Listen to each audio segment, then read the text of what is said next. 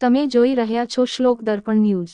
વડોદરા શહેરના Navapura police station ખાતે નોંધાયેલા ગુનામાં ગેંગસ્ટર કલ્પેશ કાછિયાનું નામ ખુલ્યું હતું। ત્યારથી જ તે પોલીસ ધરપકડથી બચવા માટે આમ તેમ ભાગી રહ્યો હતો। જો કે આ મામલે આગોતરા જામીન મેળવવા કાછિયાએ કોર્ટમાં અરજી પણ કરી હતી, પરંતુ ગતરોજ કોર્ટે તેના આગોતરા જામીન ના મંજૂર કર્યા હતા। તેવામાં વડોદરા પોલીસની પીસીબી ટીમને મોડી રાત્રે બાતમી મળતા દમણથી ધરપકડ કરવામાં આવી હોવાનું સૂત્રો દ્વારા જાણવા મળી રહ્યું છે। શહેરના ફ્રૂટના વેપારીએ સંતોષ ઉર્ફે અકુ ભાવસાર પાસેથી વર્ષ 2012-2020 સુધીમાં અલગ અલગ સમયે રૂ. 47 લાખ વ્યાજે લીધા હતા, જેની સામે ફ્રૂટના વેપારીએ અત્યાર સુધીમાં અલગ અલગ સમયે આશરે £2.5 કરોડ જેટલી રકમ પરત કરી હતી। છતાં સંતોષ ભાવસાર દ્વારા વેપારી પાસે રૂપિયાની માંગણી કરી જાનથી મારી નાખવાની ધમકી આપતા તેને આ ત્રાસથી કંટાળી આખરે ફિનાઇલ પી જીવન ટૂંકાવવાનો પ્રયાસ કર્યો હતો। આ મામલે નવાપુરા પોલીસે સંતોષ ભાવસાર સામે ગુનો નોંધી તેની પૂછતાછ કરતા તેને પોલીસ નિવેદનમાં જણાવ્યું હતું કે આ રૂપિયા તેને કલ્પેશ ઉર્ફે કાછિયા પાસેથી લઈ વેપારીને આપ્યા હતા, જેથી પોલીસે સંતોષ અને કાછિયા બંનેના કોલ રેકોર્ડ તેમજ બેંક ખાતાની વિગતો તપાસ કરતા સમગ્ર મામલો ખુલ્લો પડતા પોલીસે કલ્પેશ કાછિયાની શોધખોળ હાથ શરૂ કરી હતી। જો કે તેનો કોઈ પત્તો લાગ્યો ન હતો। આ દરમિયાન કલ્પેશ કાછિયાએ પોલીસ ધરપકડથી બચવા સારું કોર્ટમાં વકીલ મારફતે આગોતરા જામીન અરજી મૂકી હતી, જેની સુનાવણી ગતરોજ હાથ ધરવામાં આવી હતી। પોલીસે આગોતરા જામીન નામંજૂર કરવા વિવિધ કારણો સાથેનું કોર્ટમાં સોગંદનામું રજૂ કર્યું હતું। જો કે કોર્ટે કાછિયાના આગોતરા જામીન નામંજૂર કર્યા હતા। સૂત્રો દ્વારા મળતી માહિતી અનુસાર મોડી રાત્રે વડોદરા પીસીબીની ટીમને કાછિયા અંગે બાતમી મળતા એક ટીમ દમણ ખાતે રવાના થઈ હતી અને તેને ઝડપી પાડવામાં પોલીસને સફળતા મળી હતી। જો કે આ મામલે પીસીબી પીઆઈ બી ટંડેલ સાથે ટેલિફોનિક વાત કરતા તેમણે આ વાતની પુષ્ટિ કરી હતી।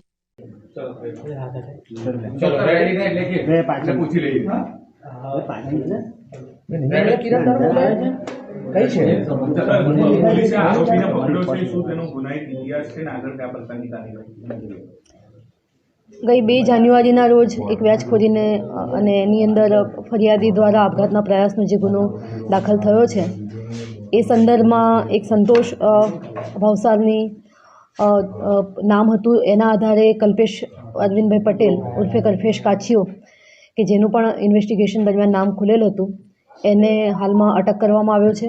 આ આરોપી છેલ્લા 15 દિવસથી નાસ્તો ભાગતો ફરતો હતો।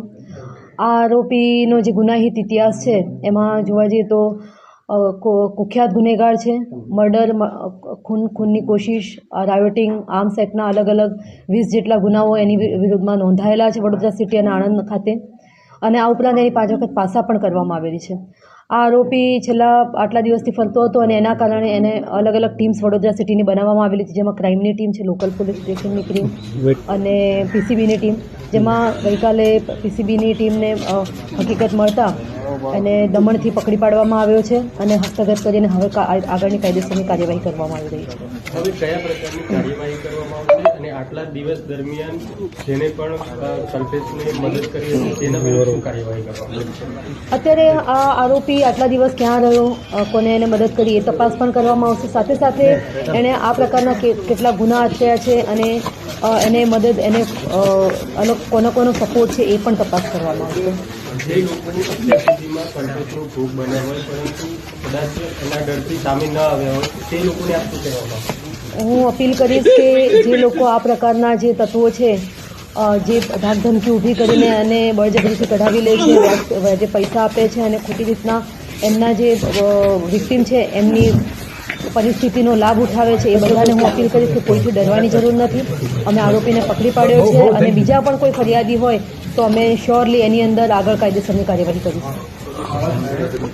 લોકોને હેરાન કરે છે અને જાહેરમાં સરઘસ કરીને લોકોને એની નિડરતા કરવા માટે આવશે કે ભાઈ તમે ગભરાશો નહીં, પોલીસ તમારી સાથે કાયદેસરની કાર્યવાહી શ્યોરલી કરવામાં આવશે। અમે જે પણ ફરિયાદીઓ છે એમને અપીલ કરીએ છીએ કે કોઈની સાથે પણ બન્યું હોય, ખોટું થયું હોય તો તેઓ પોલીસ સમક્ષ આવે અને પોલીસ તેમને જરૂરથી કાયદેસરની હેલ્પ કરશે। Thank you ma'am.